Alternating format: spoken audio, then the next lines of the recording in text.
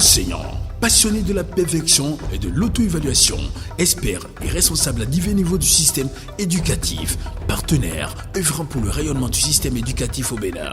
Une interface vous donne désormais le top tous les mercredis à 18h sur Eden TV. Au cœur de l'éducation, une émission, un bijou éducatif et une vraie vitrine de l'enseignement au Bénin. Savourez-la dans son contenu exclusif fait de découverte pour la visibilité d'une école, séquence de classe pour montrer le déroulement d'un cours, opinion, elle nous fait suivre les appréciations des apprenants et de l'enseignant sur la séquence de classe, décryptage, une véritable évaluation faite par un expert de l'éducation. Dans une aventure de plus d'une trentaine de minutes, gagnez aussi en astuces et conseils utiles.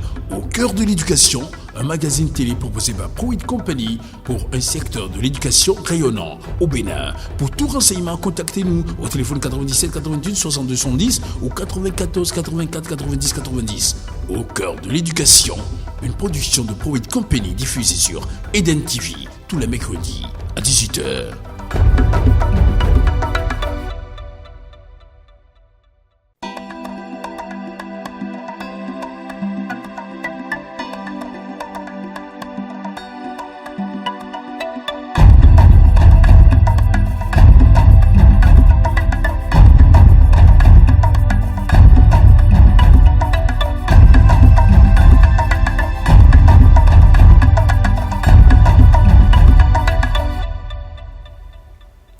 Bonjour à toutes, bonjour à tous.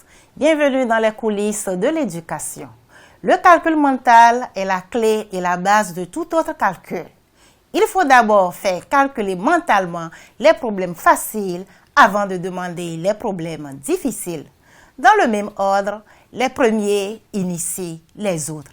C'est compte tenu de cette valeur du calcul mental dans la vie de tous les jours qu'à l'école primaire, toute leçon de mathématiques commence par le calcul mental. Non seulement il assure une fonction pédagogique en permettant aux apprenants de calculer des problèmes, mais aussi il assure une fonction sociale, celle de satisfaire aux besoins de la vie quotidienne. Et c'est justement du calcul mental que nous parlerons aujourd'hui. Bienvenue dans votre émission Au cœur de l'éducation. Sans plus tarder, passons à la première rubrique de notre émission intitulée Découverte. Allons donc ensemble à la découverte de l'école primaire privée Invictus, école située dans la circonscription scolaire d'Abomey-Calavi 2, arrondissement de Godomé, commune d'Abomey-Calavi.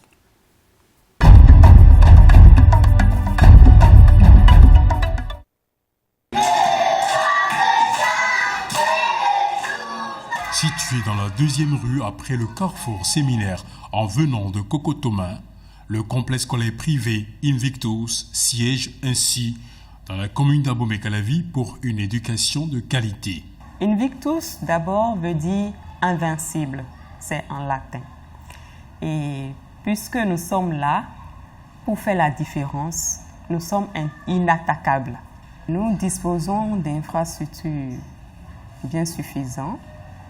Nous avons une crèche-garderie pour les enfants de 2 mois à 2 ans et demi, où ils sont prêts pour commencer la maternelle 1. Nous disposons d'un espace de jeu bien aéré. Nous avons aussi une cantine scolaire qui permet aux parents, une fois déposés les enfants le matin, reviennent le soir les chercher. Créée en 2000 avec les 2 sections de la maternelle et 3 classes du primaire, l'école Invictus mesure l'enjeu et sait s'engager au défi pour mieux réussir ensemble avec enseignants et parents. Nous sommes nés il y a 3 ans et nous travaillons d'arrache-pied pour marquer la différence par notre qualité de travail.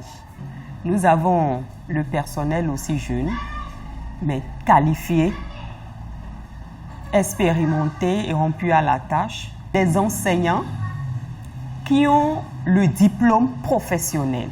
Les parents aussi travaillent avec nous, nous sommes en collaboration avec eux. Nous pensons qu'ils sont satisfaits de ce que nous fournissons. Donc, ils nous accompagnent sur notre chemin. Parce que nous ambitionnons former des leaders de demain. Nous ambitionnons de faire des cadres de demain. On fait un banc pour les amis. Le complexe scolaire Invictus reste le gage d'une éducation de qualité en République du Bénin.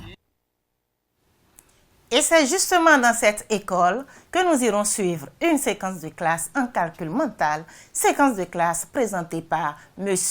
Carlos Capo, titulaire du cours préparatoire.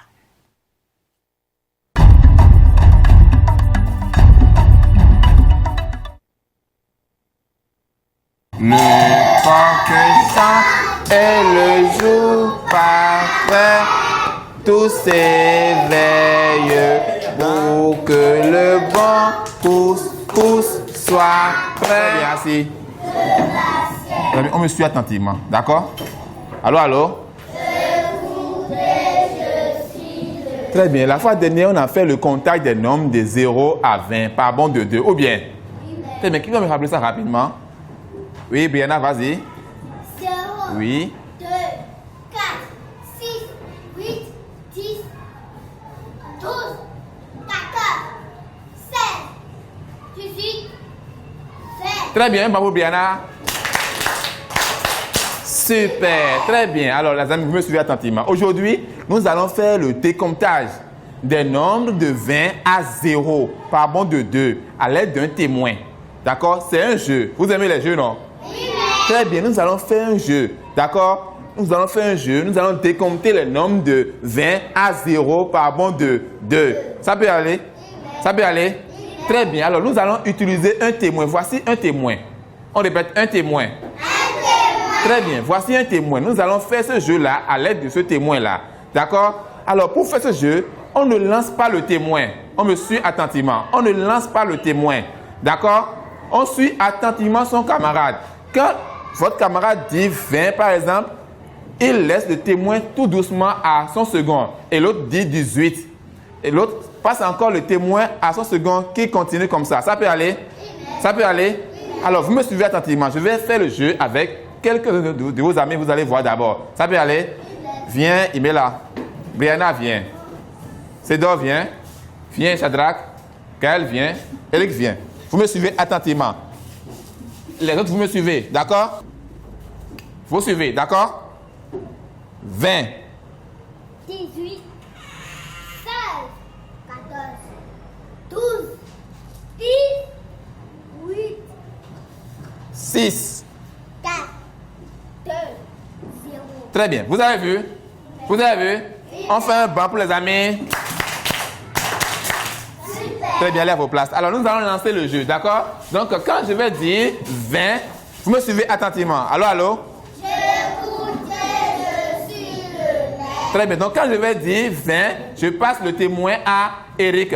Eric va dire 18 et passe le témoin à Nelly qui continue. D'accord? Ça peut aller? Allez, 20. 18, Très bien. Oui. 10, Très bien. Oui. On parle à haute voix. Très bien. 4. 4, 2, Très bien. On recommence. 20. 18, 16, 14, 12. 12, Très bien. 10, Oui. Très bien. 4, Après 8, c'est 6. Très bien. 4. 4. 4. Très bien. 0. Vous avez vu? Oui. Donc, la règle du jeu, c'est quoi? Quand vous voulez décompter les nombres de 20 à 0, à chaque fois, vous enlevez 2. Ça peut aller? À chaque fois, on enlève 2. Donc, pour décompter par bond de 2, les nombres de 20 à 0, j'enlève chaque fois 2. Ça peut aller? Donc, quand je dis 20, je vais enlever 20 et 2 de 20 pour avoir combien? 18. Ça peut aller? J'enlève encore 2 de 18 pour avoir combien? 16. Jusqu'à venir à 0. Ça peut aller? Oui, Ça peut aller? Très bien. On répète. Pour décompter. Par bande de 2. Les nombres de 20 à 0. J'enlève chaque fois 2. On reprend. Pour décompter. Par bande de 2. Les nombres de 20 à 0. J'enlève chaque fois 2. Tu peux me répéter ça rapidement? Oui, Belvin? Par bande de 2. Les nombres de 20 à 0. Très bien. Oui, Eric? Par bande de 2.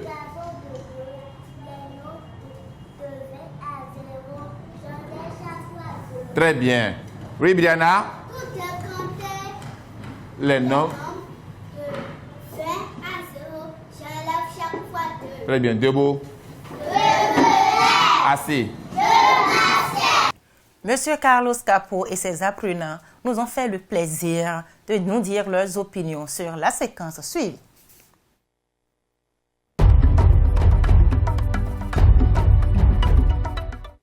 Quand vous voulez décompter les nombres de 20 à 0, à chaque fois vous enlevez 2.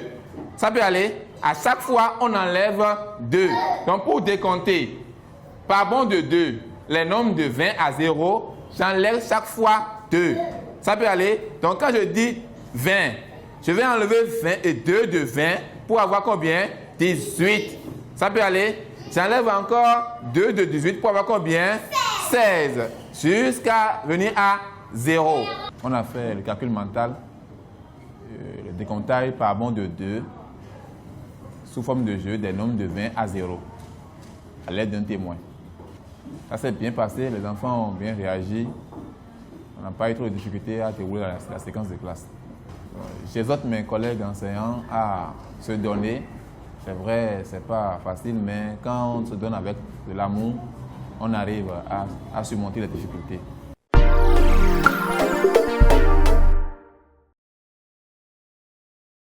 Cherchez-vous une formation professionnelle certifiante où la pratique vous garantit le succès?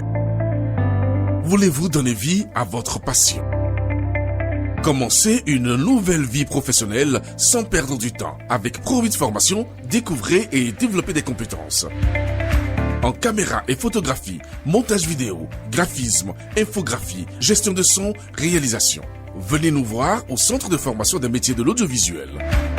Attendez plus, contactez-nous au 00229 94 84 90 90 ou au 00229 40 11 06 18. Pro8 Formation, la force du savoir-faire. De la créativité et de la visibilité à vous satisfaire et faire de vous et de vos entreprises une attraction. C'est à Pro8 Company. Elle vous offre son professionnalisme dans la production audiovisuelle, documentaire, magazine, la publicité, spot publicitaire, publi-reportage, la couverture médiatique, les programmes TV et radio, le doublage de films, la formation, la location de matériel audiovisuel. Pro8 Company Salle, associé à Cocotomer, Carrefour Aglouza, rue à droite en provenance de PK14, Vont, Rumba, 3e rue à gauche. Pour tout renseignement, consultez notre site internet www.pro8company.com ou contactez-nous au plus 229 97 88 62 70. Pro8 Company Salle, la force du savoir-faire.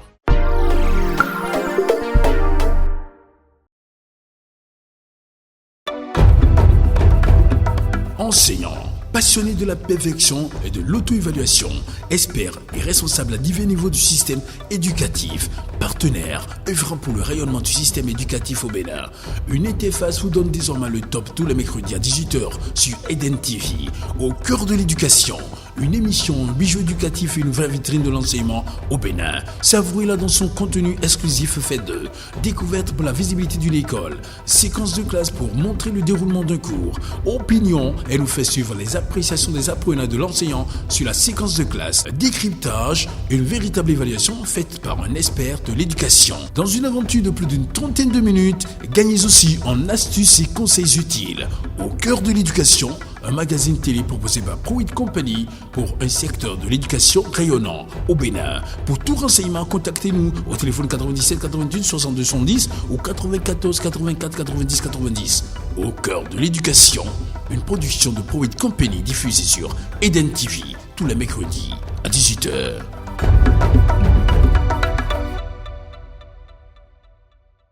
Revenons sur ce plateau pour analyser ensemble, en compagnie de notre invité, la séquence de classe.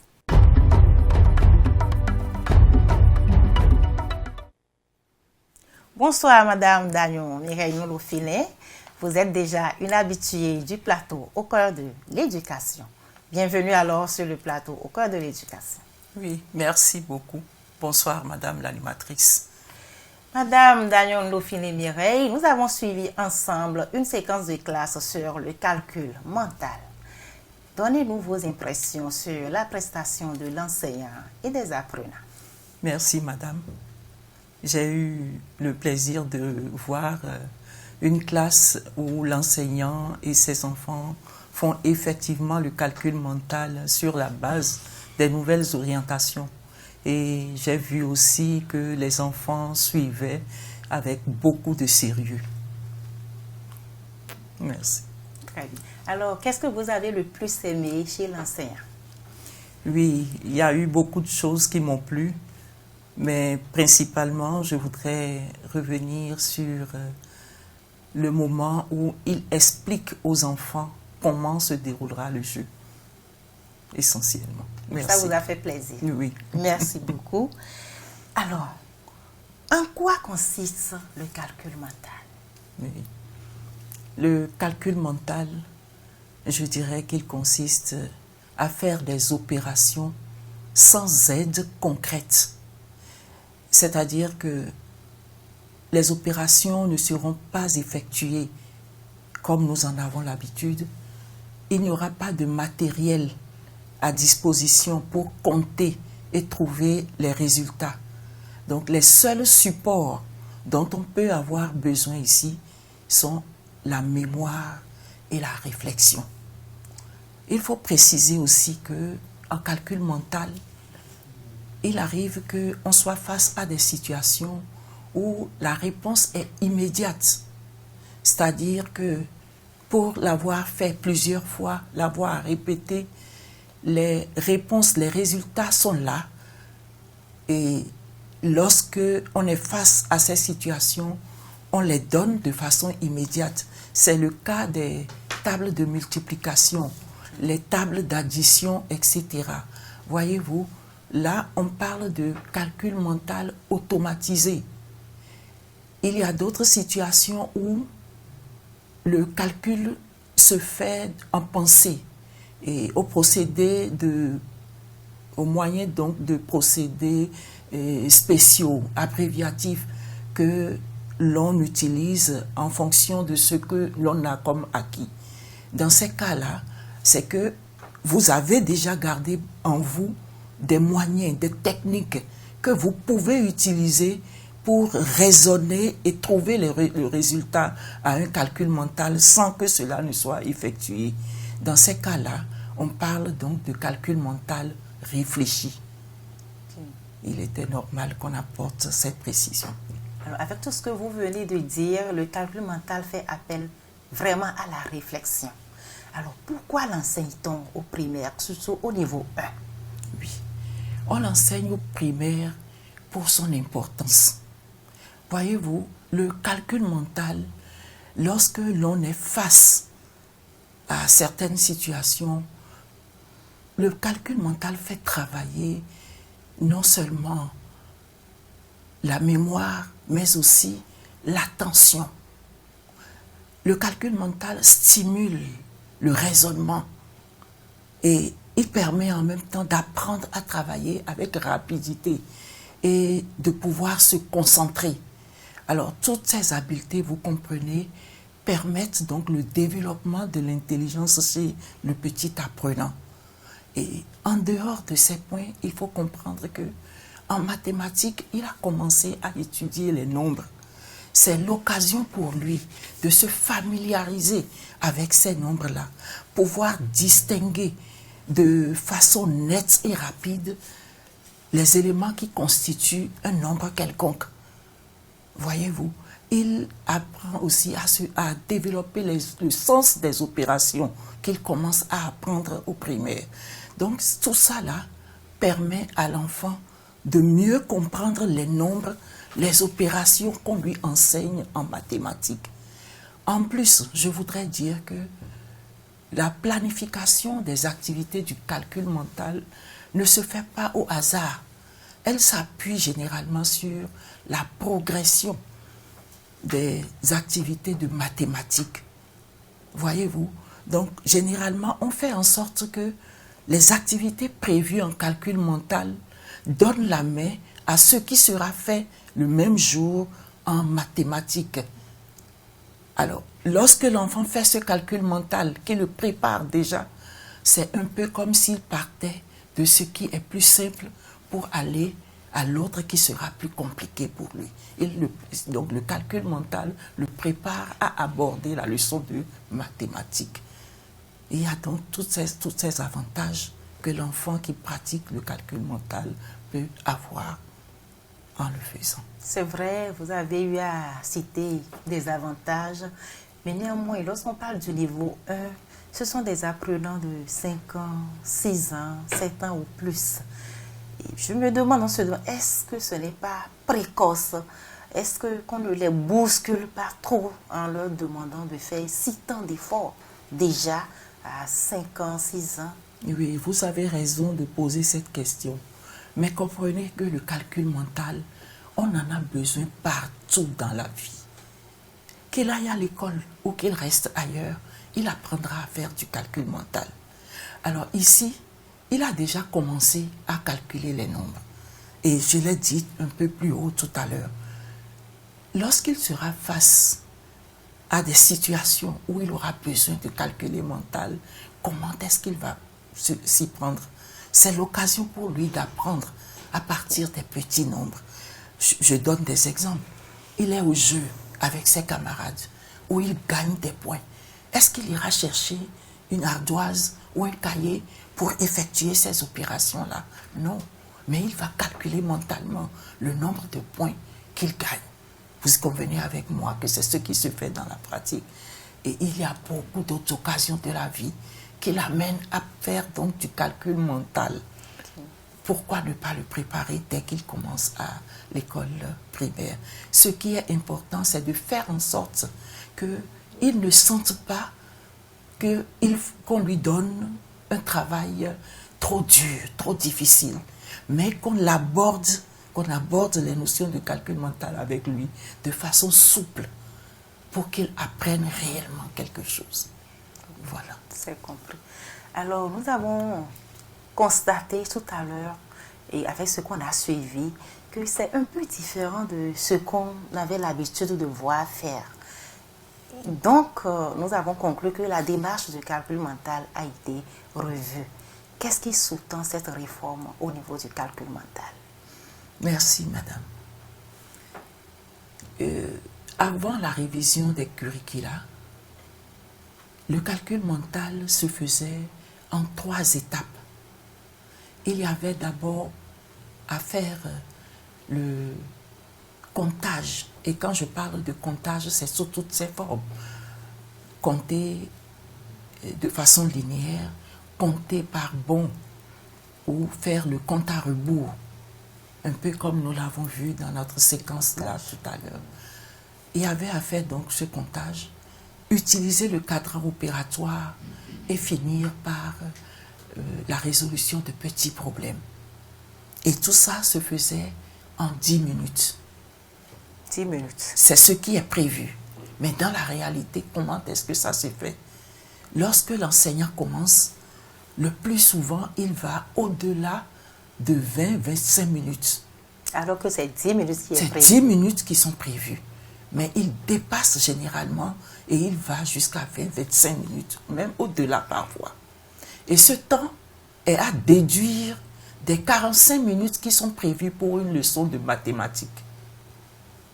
Vous conviendrez avec moi que ce n'est pas facile pour l'enseignant. Et de l'autre côté, ce n'est pas facile pour l'apprenant qui doit d'abord suivre le comptage, aller à l'utilisation du cadran opératoire et résoudre enfin de petits problèmes avant d'aller maintenant à la révision de la leçon précédente pour aborder la nouvelle leçon de mathématiques. Alors, qu'est-ce qui a été fait? Toutes les leçons, toutes les activités prévues pour le calcul mental ont été recensées. Il y en a au total 15. Et ces 15 ont été planifiées de façon à ce que les mêmes leçons reviennent en boucle, en tenant compte de la progression dans les nombres étudiés. Voyez-vous? Et au lieu de faire plusieurs étapes pour la leçon de calcul mental, on ne fait donc qu'une seule leçon en tenant compte de la planification qui figure aujourd'hui dans les documents de curricula révisés. Voyez-vous? Et cela permet à l'enseignant, sur ces 45 minutes, lorsqu'il a utilisé 5 minutes pour faire du calcul mental, de pouvoir maintenant utiliser le reste du temps pour aborder réellement sa leçon de mathématiques et disposer d'assez de temps pour la réussir. Ok. Voilà. Donc, nous pouvons dire que cette réforme a facilité la tâche à l'enseignant et aussi à l'apprenant. Et à l'apprenant. Voilà. Je voudrais en même temps profiter pour dire que en 5 minutes, ce qui doit se faire doit tenir compte essentiellement de l'activité réelle de l'apprenant. Je le dis parce que ici, les enfants n'ont pas besoin de retenir des règles. Ils sont au niveau 1. Ok. Et c'est ce qu'ils font, c'est ce qu'ils ont compris qu'ils gardent. Voilà. Voyez-vous, l'essentiel pour l'apprenant, l'essentiel pour l'enseignant, c'est de faire en sorte que les apprenants puissent comprendre ce qui est enseigné, qu'on puisse les faire travailler assez pour qu'ils gardent ce qu'ils ont fait, ce qu'ils ont compris. Parce que, qu'on le veuille ou non, l'enfant retiendra ce qui peut le ramener plutôt à des sensations fortes et puis agréables. Voilà. Voyez-vous. Merci. Donc aujourd'hui, le temps que l'enseignant a pris pour répéter la règle et faire répéter cette règle-là aux apprenants, il pouvait continuer toujours à faire répéter ce jeu-là plusieurs fois et les enfants vont comprendre aisément. Ok. Alors nous avons vu aussi que la leçon a été faite à travers un jeu. Et nous sommes au niveau 1, les enfants aiment le jeu, les enfants aiment s'amuser. Est-ce que qu'en jouant, on est certain que les enfants vont réellement apprendre? Les enfants sont jeux. Ils aiment le jeu. Et lorsque le message est véhiculé à travers le jeu, il n'y a rien à faire. Ils aiment, ils comprennent et ils gardent. Ici, je voudrais simplement dire que en faisant réaliser des jeux, il faudrait que l'enseignant prenne les dispositions qu'il faut pour que le jeu soit intéressant pour les enfants. Je voudrais revenir un peu à ce que nous avons vu au cours du jeu ici. Voyez-vous, la disposition des enfants ne permettait pas réellement de se sentir en train de jouer. Oui. Lorsque les enfants sont sortis et qu'ils sont allés devant, tous pouvaient même sortir à la fois, Ok. former un cercle et faire le jeu de façon à ce que il y ait cet effet de surprise. Alors, chacun se prépare et attend. C'est peut-être sur moi que le témoin tomberait. Je me prépare et j'attends. La réponse, je l'ai déjà et j'attends. Donc, lorsqu'on me remet le témoin, je donne ma réponse. Je ne remettrai pas le témoin forcément à celui qui est à côté de moi. Voyez, c'est pour ça que je parle de l'effet surprise. Lorsque j'ai le témoin, tout le monde dans le groupe s'attend à ce que ce soit lui qui reçoive le témoin. Donc, il est intéressé, il prépare sa réponse. Je finis, je vais donner devant moi ou bien je vais remettre à celui qui est à côté de moi, peut-être qui ne s'y attendait pas. Vous voyez, on sent plus d'engouement à la chose. Les enfants seront plus intéressés par le jeu, ils vont s'amuser. Et à travers cela, on fait travailler tout le monde. Mais lorsque le témoin est remis à côté, celui qui a remis se dit, j'ai déjà donné le témoin, donc ce n'est plus chez moi que ça revient. Vous comprenez donc ce que je voudrais dire. Je comprends. Merci. Et ça me fait rappeler même un jeu, lorsqu'on était tout petit, comme à la Zimpolé, et on court Voilà, et on te remet prépare. le truc que tu Voilà, cours. exactement. Donc voilà, donc Voilà. je crois bien que les enseignants ont compris. Et s'ils veulent faire ce jeu dorénavant à l'aide du témoin, ils pourront mieux l'organiser avec leurs apprenants. Oui. Merci. Et vous l'avez dit, on l'a constaté, le calcul mental a été exécuté en 5 minutes. 5 minutes. Est-ce que vous pensez que en 5 minutes, le message puisse réellement passer? Est-ce possible de faire passer vraiment le message en 5 minutes, surtout à travers un jeu et avec tout ce que vous avez donné comme explication, c'est tellement intéressant. Est-ce qu'on peut y arriver réellement en 5 minutes? Vous avez raison de poser la question. En 5 minutes, je pense que la chose est possible, puisque il y a eu déjà des sorties qui ont permis de voir faire. On a vu faire et on s'est rendu compte que la chose était possible. Okay. C'est-à-dire que lorsque le temps, les 5 minutes sont vraiment utilisés comme cela se doit, il n'y a pas de raison.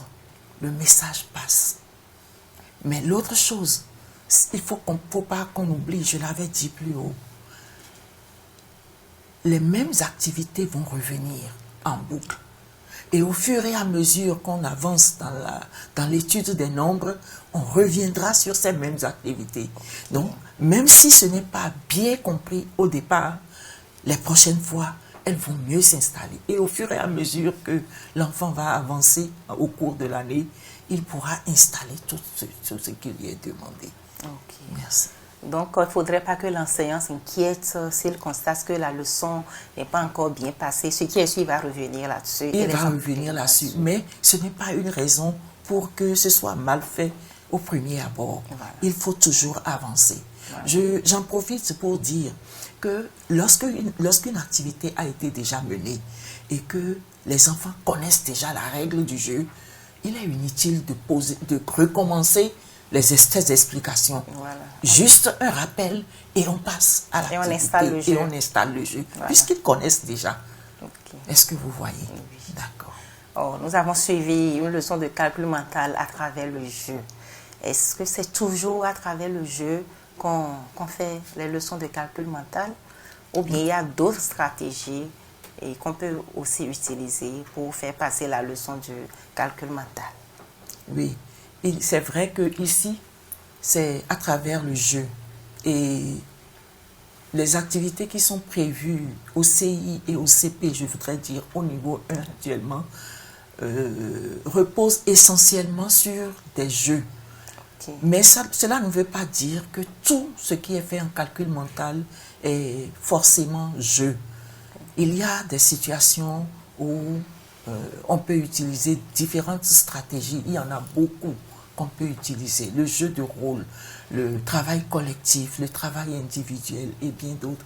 Mais il y a essentiellement un procédé qui est très utilisé et qui est connu de tous les enseignants. C'est le procédé la martinière que l'on dit, mais on appelle généralement sous le sigle PLM. Voilà, c'est une stratégie qui permet à l'enseignant d'interroger tous les enfants à la fois et en un laps de temps avoir la réponse écrite de tous ces enfants-là. Et c'est un procédé qui est très utilisé. La description, c'est que généralement, c'est avec l'ardoise et la craie.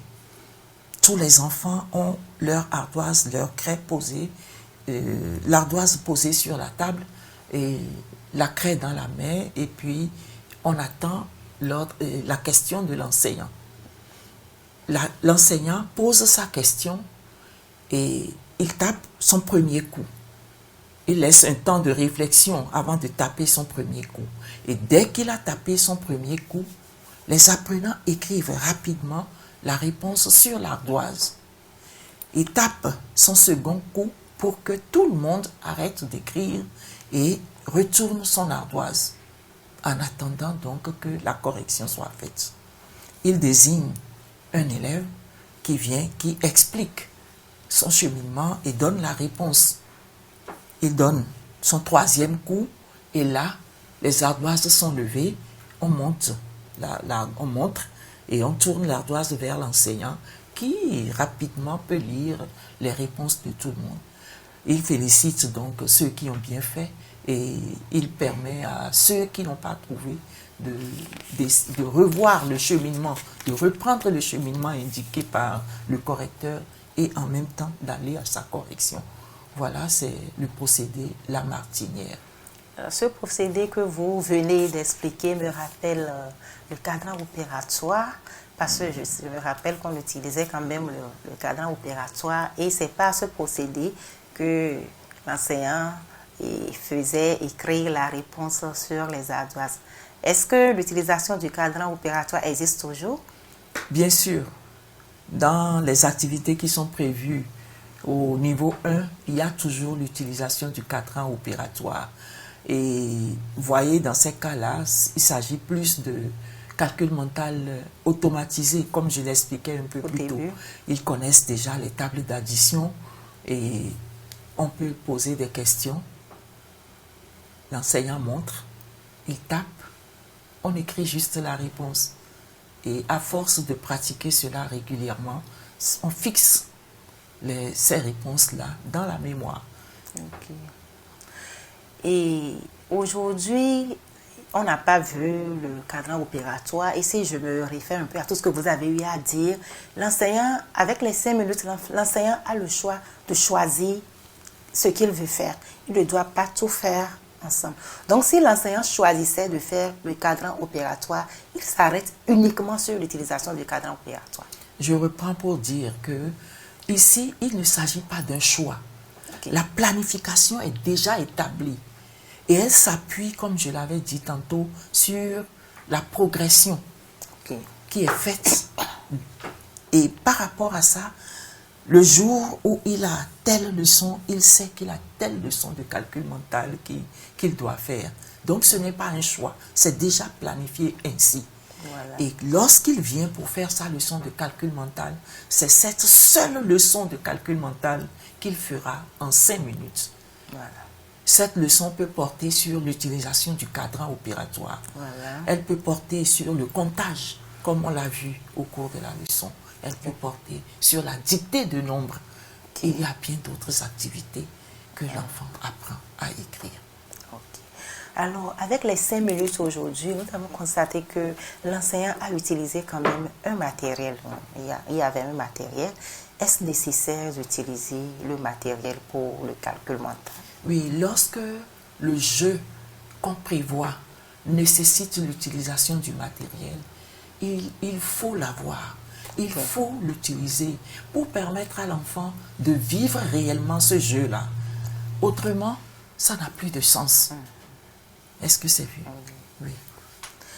Alors, vous parlez tout le temps de progression, tout ça. Sûrement, les thèmes abordés, puisque tout à l'heure, vous avez eu à dire que ce n'est pas un choix. C'est là, l'enseignant sait et ce qu'il doit faire, on l'oriente. Donc, sûrement, il y a un document vers lequel l'enseignant doit aller pour savoir quoi faire au juste. Est-ce que vous pouvez un peu orienter les enseignants vers ce document et comment est-ce qu'ils vont s'y prendre pour savoir ce qu'ils doivent faire au juste à partir de ce document? Oui, merci madame. Cela me permet d'indiquer aux enseignants, pour ceux qui ne le savent pas encore, mais je crois que la majorité des enseignants peut aujourd'hui se situer par rapport à ça. Okay. Il suffit donc de prendre son guide, et c'est d'ailleurs le document le plus utilisé par les enseignants, de prendre le guide d'enseignement et d'aller à la table des matières pour retrouver la page où est située la planification pour les activités de calcul mental. Voilà. Donc, lorsqu'ils prennent le guide, ils voient la leçon, ils s'orientent par rapport à la leçon qu'ils veulent aborder. Oui. Et ils se réfèrent à la page.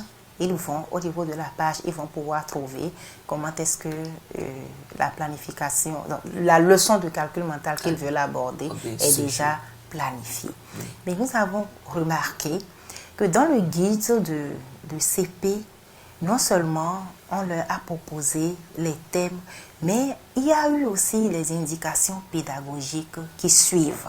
Donc les enseignants ont plus de facilité. Ils savent déjà même la stratégie qu'ils vont utiliser pour aborder. Mais cependant, dans le guide de CI, on a seulement la notion, mais sans l'indication pédagogique. Et quels conseils vous pouvez donner aux enseignants de CI pour qu'ils puissent aborder plus facilement le calcul mental comme les enseignants du CP, bien sûr. Oui, vous avez raison de le dire.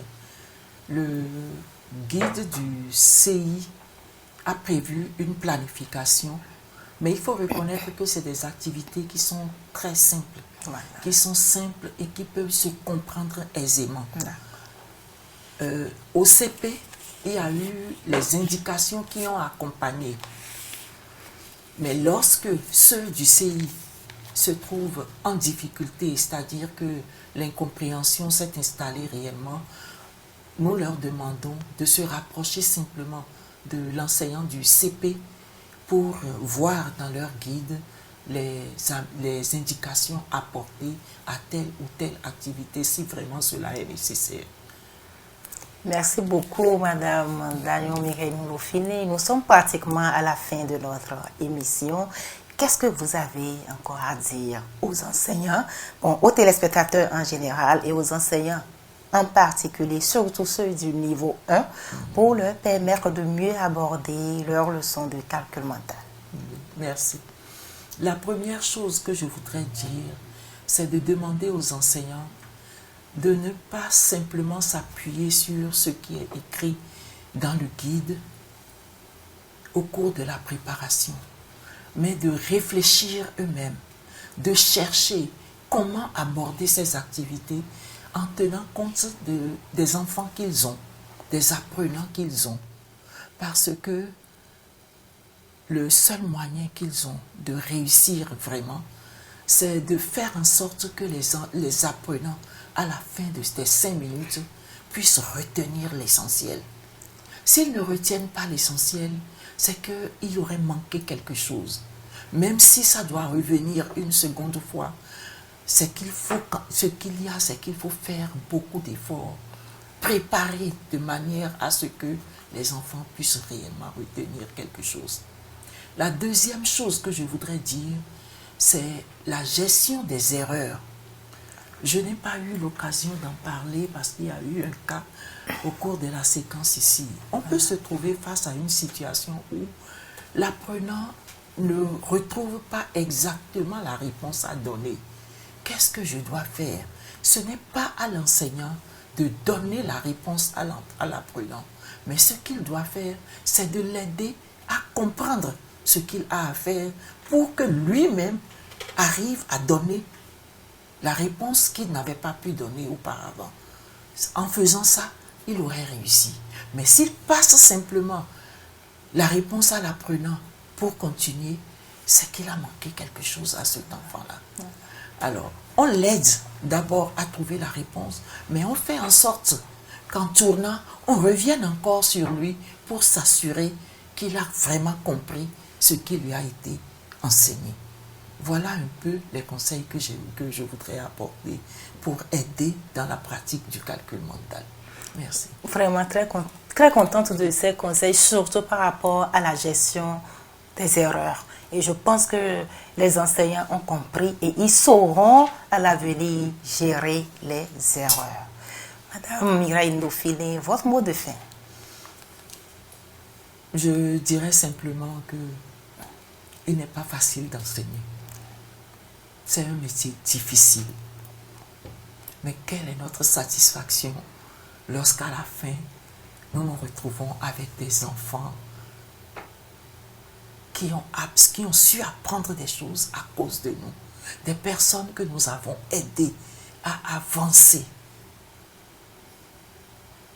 On n'arrive vraiment pas à limiter cela. On se dit simplement, merci au Seigneur de nous avoir permis de le réaliser. Merci. Alors pour ça, je voudrais dire aux enseignants, toujours un peu plus d'efforts. Toujours un peu plus d'efforts pour aider nos enfants. Merci. Merci beaucoup. Nous disons aux enseignants, toujours un peu plus d'efforts. Toujours un peu plus d'efforts pour aider nos apprenants. Nous sommes à la fin de notre émission. Retenez que le calcul mental, nous avons besoin du calcul mental dans notre vie quotidienne. Amenez donc nos enfants à réfléchir, à pouvoir calculer mentalement pour leur permettre de faire tout ce qu'ils doivent faire dans la vie active. Merci, chers téléspectateurs, et à la prochaine.